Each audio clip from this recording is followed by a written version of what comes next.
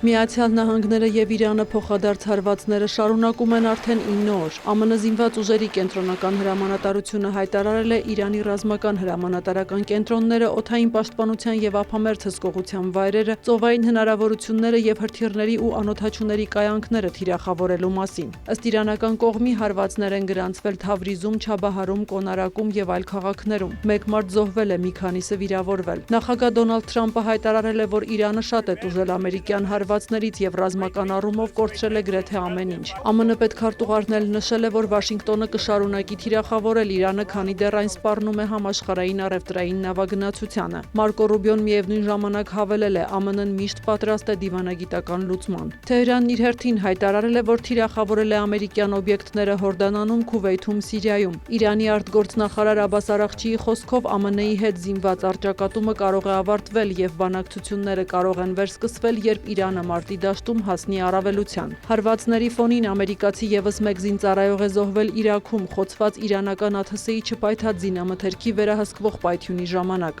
Ավելի վաղ երկու ամերիկացի զինծառայող զոհվել էր Հորդանանում։ Ըստ Թրամփի, վերջին հարվածներն իրականացվել են ի պատիվ Հորդանանում եւ Իրաքում զոհված զինծառայողների։ Միևնույն ժամանակ Իսլամական հեղափոխության պահապանների կորպուսը հայտնել է, որ երկու նավ պայթել է եւ դադարեցրել ընթացքը, երբ փորձել է անցնել Հորմուզի նեղուցի հարավային երթուղով, որն անվտանգ չէ։ ԻՀՊԿ-ն հավելել է, ջրային ուղին վտանգավոր կմնա, քանի դեռ ամերիկյան ագրեսիան շարունակվում է։ Այս իրադարձությունների պատճառով նավթի գինը բարձրացել է եւս 2%-ով, գերազանցելով 1 բարելի դիմաց $90։ Արաբական երկրների լիգան նախազգուշացրել է ներկայիս սրման լուրջ վտանգների մասին, դատապարտելով Իրանի հարվածները հարևան երկրներին եւ կոչ անելով վերադառնալ բանակցությունների։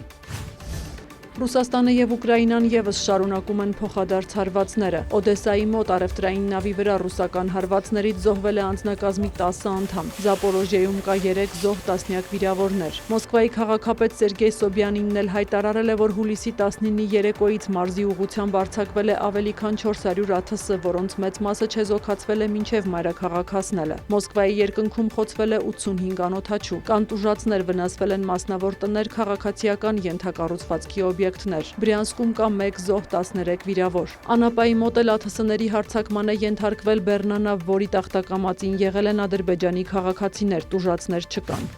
Նյու Դելիում հազարավոր ուսանողներ, ծնողներ, ակտիվիստներ եւ քաղաքական առաջնորդներ երթի են դուրս եկել, կոչ անելով Հնդկաստանի կրթական համակարգի բարեփոխումներ իրականացնել։ Ցույցը կազմակերպվել է երիտասարդական շարժման կողմից։ Դելիի ոստիկանությունը հայտնել է, որ երթն արտոնված չէ։ Ցույցերը մեծ թափ են ստացել հուլիսի 18-ից հետո, երբ շարժման ղեկավարին, որը 21 օր գտնվում էր հացադուլում, ստիպողաբար տեղափոխել են հիվանդանոց։